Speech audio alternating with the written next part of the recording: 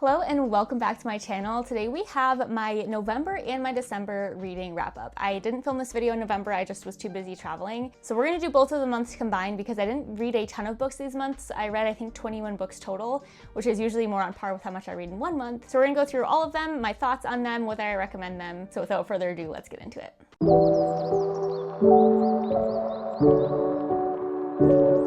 All right, before we get into it, the elephant in the room is Bookmiss. I failed miserably at Bookmiss this year. Skip ahead, I'll put the timestamp here if you want to just skip my rambling. But I did not realize how most people do Bookmiss. I started filming the videos the day before they'd upload. So I started filming on November 30th for uploading on the 1st. I did not know that most creators like backlog a bunch of videos. Like they've already filmed and edited these well before they're coming up. So I kind of set myself up for failure, and I also was traveling a lot, and then it was the holidays and I just got bombarded by so much stuff going on in my life. I do want to try this again next year though, and next year I'll plan ahead, I'll plan out my videos, I'll film a few in advance, things like holiday book recommendations and favorite books of the year and just various things like that that can be done in advance. And then I'll also still do like vlogs of Christmassy things and holiday adventures. So I have a plan going forward, but I did fail miserably. And when I realized it wasn't gonna happen, I just kind of like went hands off and gave up on it, which probably wasn't the best thing, but that's just what happened. So I apologize if anybody was watching and waiting for those videos. I don't think anyone was, but if you were, I'm gonna try again next year. I think it's such a fun concept. I just didn't have the tools in my arsenal or like the knowledge of how it really works for most people to make it happen for myself. But with that being said, let's get into the books I read in November and December. I'm actually going in reverse order right now. So this is the last book that I read for the year, and that is That's a Great Question, I'd Love to Tell You by Elise Myers. If you don't know Elise Myers, you probably aren't on like TikTok or Instagram. Like she's such a huge influencer on those spaces. And I think part of why people love her is because of how real she comes across. Like she's just like a normal person with anxiety, and her content is just very relatable. And this book was no exception. This is a book of stories in her life. It seems kind of like a random collection. Stories like playing 7 minutes in heaven with her best friend, who she had a big fat crush on, but missing major social cues from him the entire time. Learning how to deal with anxiety by becoming friends with a magic 8-ball keychain and relying on her to make all my decisions for me. The trial and error that comes with learning how to spot the difference between like, love, and toxic red flags with regard to the people I give access to my heart. And meeting my husband at the meat counter in a grocery store. And they do range like that, but they all like work together because of the voice she used to tell the stories. I did listen to this on audio because she was the narrator, and I feel like you have to. It felt like I was just like sitting and chatting with her and she was telling me her life stories. Like it felt very personal. And she seems like a very down-to-earth person. I met her earlier this year and she was so kind. So she's definitely somebody I'm gonna be supporting all of her endeavors going forward, including this book. It was fantastic. I didn't realize till now that I ended the year with 2 different nonfiction books, which is kind of unlike me, but I also listened to the memoir Told You So by Macy Neely. She's one of the girls in The Secret Lives of Mormon Wives, and her story is heartbreaking, inspiring, real. It was very eye-opening to read about what she went through. I thought she did a fantastic job telling the story. I was very engaged. My husband watches the show with me, and regularly while I was listening to this, I'd pull up my AirPod and, for example, telling him about her tennis career, because we didn't know that she was a college tennis player. So there was a lot of fun tidbits of her life that I was very interested in learning about, and also just like her devastating past, kind of what shapes her into the person she is. So definitely recommend if you're a fan of The Secret Lives of Mormon Wives. We're gonna have a handful of Christmas books. This one is the Merriest Misters, and this was a I call it a second chance romance, but it's kind of not really. It's a queer romance between 2 husbands. They're already married, but they're really struggling in their marriage. One of them is like honestly considering if they need to get a divorce. He just doesn't feel like it's working. He doesn't feel seen by his husband. His husband's always buried in work. They bought a house, but he doesn't really like the house, and they're not doing anything to fix it up or to make it better. And it's just like overall their relationship is not where it was like a couple of years ago. This is like a magical realism type of book. Basically on Christmas Eve, Santa Claus is like at their house delivering presents. And the one who's working all the time normally, he goes downstairs and sees this intruder in his house. Doesn't believe in Santa Claus, of course, because why would he? And like hits him over the head, knocks him out, is freaking out about there being like a robber or somebody in their house. Santa Claus quits because of it, because he got knocked out while he's delivering presents. And now he is gonna step in and be Santa Claus, basically. Sounds crazy. I didn't know that going in that it was magical realism, but it actually kind of worked. Like it was a fun story. I loved their relationship mending. I feel like they both did a lot of work on themselves, or work on their relationship, a lot of compromise. and I thought the story was really beautiful. This was my second book by Timothy Janowski, and I really enjoyed both so far. Holiday was not my favorite. I didn't find these characters very relatable. I didn't really love their chemistry. I didn't feel like we got to know the characters well enough. It just overall was a bit of a flop. I'm not sure if this is one of Monica Murphy's earlier books. I know she's a very popular author, but this gave me the vibe that maybe this was one of her earlier works and she hadn't had a lot of practice writing. That sounds very critical. If this is one of her later books, I think it just didn't work with me. But I read a handful of Christmas romances this year, and this was the only one that I probably wouldn't recommend. I think my favorite Christmas romance of the year was 'Tis the Season for Revenge, which, funny enough, I've heard a lot of negative things about this one, so I didn't have high expectations. I listened to the audio of this one while I was wrapping Christmas presents, and I listened to it all in one day. I just did all of my presents that day because I didn't want it to end. It was such a fun Christmas romance. This girl is trying to get revenge on her ex-boyfriend. She was dating him for years. She thought they were gonna get engaged. She's also been trying to get invited to his law firm's holiday party for years, and she's finally gonna go. She dresses up in a costume, and he basically dumps her on the drive because he's like, hates what she's wearing. It basically says that she was never gonna be the one he was gonna marry. She was just somebody to spend time with. Absolutely shatters her heart. So her and her friends decide that she needs to get revenge on him. The way that she's gonna do that is by basically dating his boss so that her boss can invite her to the holiday party for Christmas. I don't know if I mentioned the last holiday party was like a Halloween party, but the issue is she actually falls for him, and their banter is adorable. Their relationship, top tier. I wouldn't say it's insta-love, but it is kind of like that. Like, they fall for each other right away, and I normally don't like that in books, but I don't know what it was about this one. It was just so much fun, and I absolutely adored it. Audrey Lane Stirs the Pot was not my favorite. I liked it. I just wanted to like it a little bit more. I had really high expectations because this is a sapphic, like, baking show romance. This woman is trying to reinvent her life. She quits her job, in the process leaving her girlfriend, who was very tied in with her job, and ends up on like a drunk night applying for this baking show and gets a spot on it, and then has a like opposites attract meet cute with like the producer. I didn't like the producer, which is part of the reason I didn't like this. She was the grumpy one, and I just didn't vibe with her. So I think that's part of what threw me off for this one, but it kind of dragged on a little bit for me. It is just like 430 pages, which is a little bit high for a romance for me. I've read some romance books that are like 700 pages and are fantastic, so that doesn't disqualify a romance book by any means, but I didn't think this one needed to be this long, and overall it just didn't quite meet what I was hoping for. It's Not Her is Mary Kubica's new book that comes out in February, and it might be my favorite of hers so far, which is saying something because I've read I think 3 or 4, and I love her books. Without exception, everyone I've read has been fantastic, but this one's just crazy. This book follows a family that is vacationing in this very small town. It's 2 separate sides of the family, and one side of the family hears a blood-curdling scream in the middle of the night. They come rushing over. The woman who's rushing over, it's her brother and sister-in-law's like cottage, that they are dead. Their daughter is missing. Their son is just peacefully sleeping upstairs, which is weird. And so they are desperately trying to find their niece, get justice for, of course, their relatives who were killed, and figure out what the hell happened. It is unhinged. It started out like a little too crazy where I was like, wait a second, am I gonna love this? This is kind of crazy. Is this gonna all make sense? But it does, and it's honestly, it is crazy in the end what actually happened, but it works, and I really enjoyed it. This is a book that just didn't vibe with me. I feel like I didn't mesh with the writing style. It's called One of Us, and it's like a thriller horror book. It follows these 2 orphaned twins who were living with their uncle. He's somebody who claimed to be a relative of theirs, but he treats them horribly. You can kind of assume from the beginning he's probably not actually related to them. So they go on the run. They end up finding refuge in this traveling circus, but their uncle is still chasing after them. He's searching for them. So you're following a couple POVs in this book. You're following the uncle, you're following the twins, and just something from the beginning about this book I just didn't love. I will give this author another try.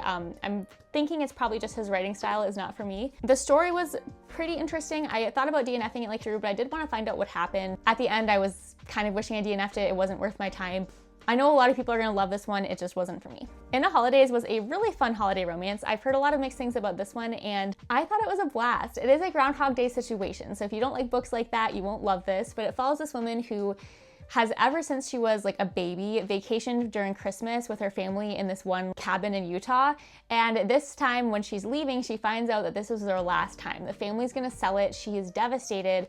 And on their way back, they get distracted and they are basically getting into this car accident when she wakes up and she is back in time on the airplane headed to the cabin in Utah. She's jumped back a few days before any of this happened, and she has no idea why. That happens a few times, and she basically discovers that she's there to maybe fix her situation. She has a lot of stuff going on in her personal life that's just not great. She's living with her parents. She feels like her job is like banned and not going anywhere, and she's made like this horrible error in her romantic life because she has this crush on this guy that she's liked forever, and she ended up kissing his brother. So she's back in time to fix it all, and also maybe fix their family having decided to sell the cabin. And I just really liked it. I thought this had great messages in it, and I always like Christina Lauren's writing. There's only been a few of their books that I haven't meshed with, but I definitely enjoyed this one. I know it's past Christmas, but I would say add this to your next year's Christmas TBR. This Woven Kingdom was a fantastic young adult romantasy. It's book 1 in a series.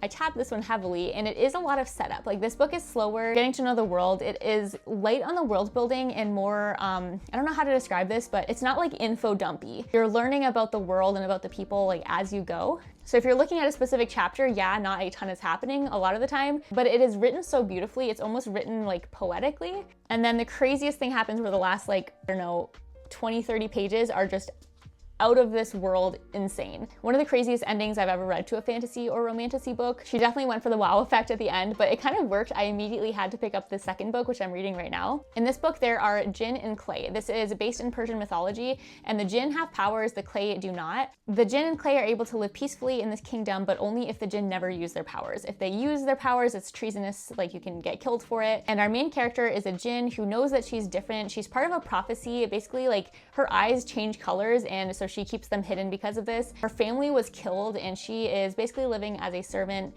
trying to stay under the radar. The prince ends up taking note of her, being kind of interested in what is different about her, and she goes on quite the wild journey, and I'll just leave you there. This is one of my favorite books of poetry I've ever read. It's called I Hope You Remember by Josie Baca. If you don't know her, you should go follow her on like TikTok and Instagram. She writes some of the most moving poetry, and the way she delivers it is like half of what makes it so special. So I listened to the audio of this one so that I could hear her reading the poems, and I cried on numerous occasions. I was driving to a date with my husband, and I got to the date and I was like, I cried twice during that car ride. Like, I'm unwell, but they are beautiful. I'm gonna reread this over and over, 5 stars. The Wasp Trap was fun, but also not my favorite. This one is a thriller that's like remote location dinner party. It's this group of 6 friends who are getting back together after I think their professor passed away. So they're going for this dinner at this estate, not knowing that they're actually entering this like very deadly game. There are people that basically take over the dinner, and they're claiming that somebody has a deadly secret. Somebody is hiding something, and they are gonna find out the secret and keep killing people until they do. I just didn't find myself super interested in this book as I was reading it.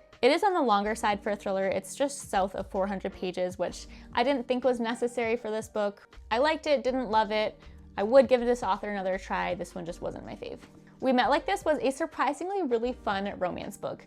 Very lighthearted, just a good palate cleanser in between books. It follows Margo, who is a hopeless romantic. She's a literary agent for romance books, but she's had very bad luck in her own personal romance life. She's had bad luck over and over. She can't seem to like get a boyfriend to save her life, to have somebody who's like actually gonna stick around and be good for her. Her like longest relationship isn't a relationship. It's with this guy she keeps matching with over and over on dating apps. She had one date with him like years ago, and it kind of went terribly. And then they keep like matching just for fun, and nothing comes of it. Till this one specific day, it's like the worst day ever. Her career is dying before her eyes, and she randomly meets Oliver again, that guy, and they decide to just go for it. Like, let's date and see what happens. What I really liked about this book is that the reasons for their first date not working like actually made sense. You find out a lot about what each character was going through separately during that time, and their perceptions of what was happening on that date. And I thought their partnership was beautiful. I really liked them together, and I absolutely flew through this one. I did a reread of Mistborn, the first book.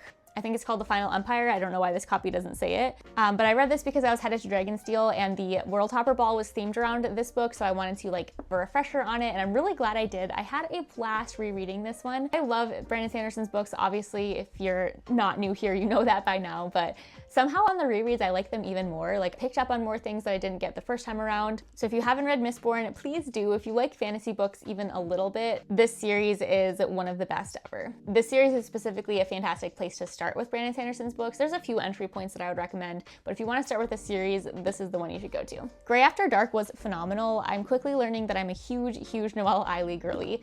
I've read 3 or 4 of her books now, and they've all been 5 stars or very close to 5 stars. This book follows a woman who is dreaming of getting Olympic gold until she has a devastating injury. She ends up having to take a step back from her sport, and she takes a summer job at a mountain guest lodge. It's very remote, and she's warned right off the bat, don't go off by yourself. Apparently somebody who was staying there, I think like a year or 2 ago, went missing when she went off by herself and was presumed dead from like a bear attack or something like that. She's stubborn though, and she wants to keep up on her fitness journey, so she's going on runs anyway, and she gets kidnapped. What happens to her early in the book is crazy. This book is heart-pounding from the beginning. Like, it is foot on the accelerator, doesn't slow down. So if you like that type of thriller, you're gonna love this one. I was really pleasantly surprised by The Perfect Marriage because this is a book people either love or hate. And I would say I fall more in the category of loving this one. It wasn't like the most insane book by any means. I was trying to predict the twist, and what the twist actually was like so much simpler than I would have thought. Like it crossed my mind very early, but I was like, nah, that'd be too easy. But for what it was, I thought it was well done, and I really enjoyed my read through of it.